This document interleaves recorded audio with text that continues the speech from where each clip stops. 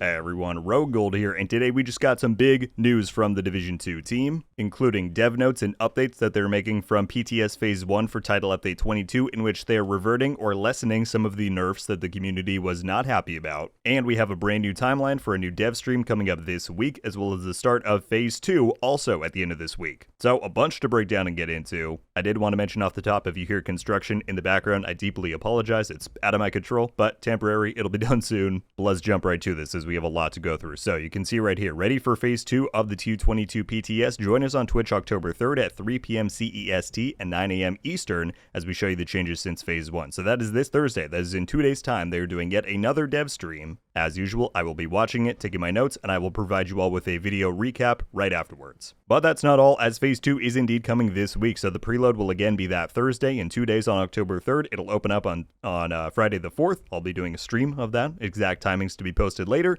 and then it will close the following Monday, as is the usual flow. But that's not all. They also say check the developer patch notes for adjustments after your feedback. We'll discuss them on stream. So this is a preview of what they're going to be discussing on the dev stream again, which is coming this Thursday. So let's get into it, because again, they have reverted some of the big nerfs that people were not happy about. So let's get to it. They say, hello agents, we are immensely grateful for all of the feedback we received following Phase 1 of the 222 and Seasons 2.0 PTS, and we want to share our findings and next steps based on your experiences on that PTS. So here we go. New weapons and gear. The Striga Exotic FAL, which was notably very strong during Phase 1, they say it was not functioning as intended during Phase 1, as it had infinite range and indefinite stacks, both of which had now been fixed. We will review the results from Phase 2 to assess the remaining values. So there you go. Apparently was not working fully properly.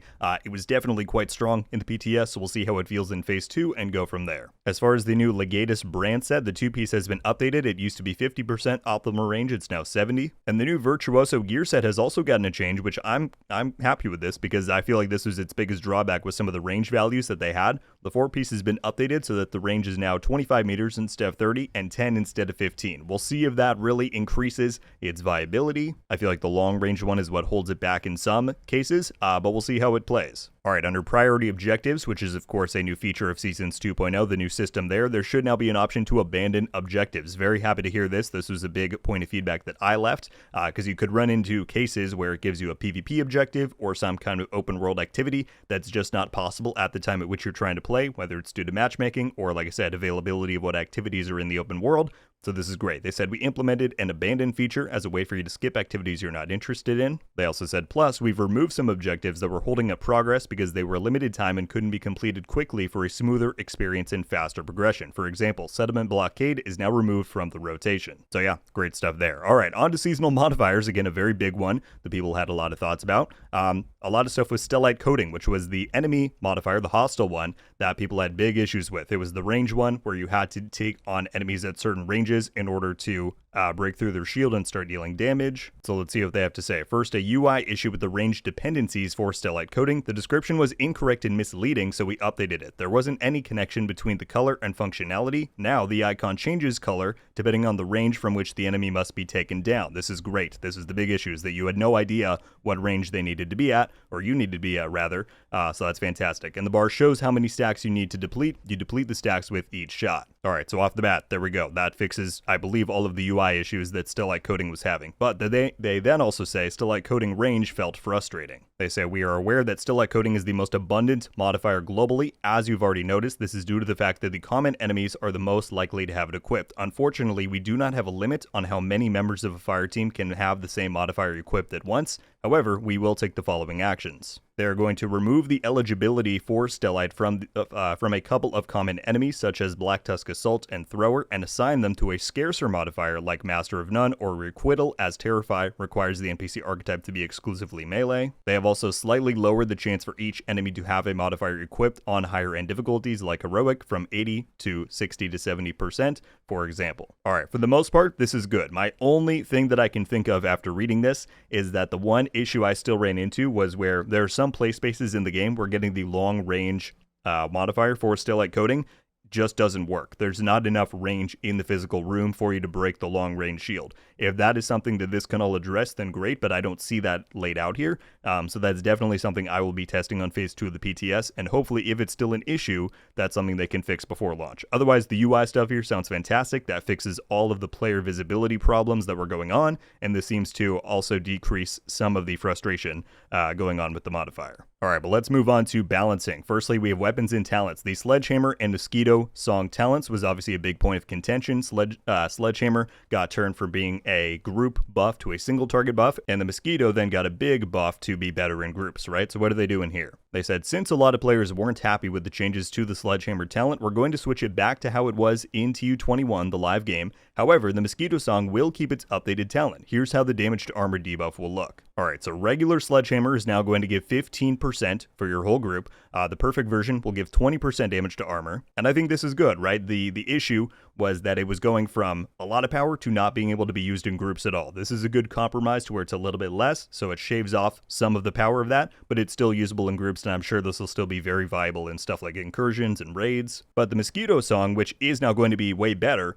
is now at 25%. So you can still use that in groups. They're changing its functionality so that it deals with threat and damage to armor. So in combination, those should be very strong, and that's how they're going to handle that. They say both the Sledgehammer and Mosquito will now have team-wide buffs. Alright, moving on, we have some of the balance items, again, that people were not too happy about. Starting with the St. Elmo's engine, the Phase 1 nerf was minor, as the M4 that the Elmo is based on is getting a damage buff, which will also enhance the Elmo. We hear your complaints, and the negative 10 rounds nerf will be reverted in Phase 2. So yeah, for those who didn't know, the Elmo's damage actually went up in the PTS because of the changes made to the base M4 model. A lot of people didn't take that into consideration, which is why I always stress to wait until these things are in our hands in the game to actually see how it plays. After this change, what I believe is going to happen to the Elmos is that its damage is going up from what it is in the live game. It will keep the 70 round mag that it has. The only change is that its 2 crit mods are going down by 5%. So yeah, the Elmos is still going to be a very powerful weapon. Moving on to the Ouroboros.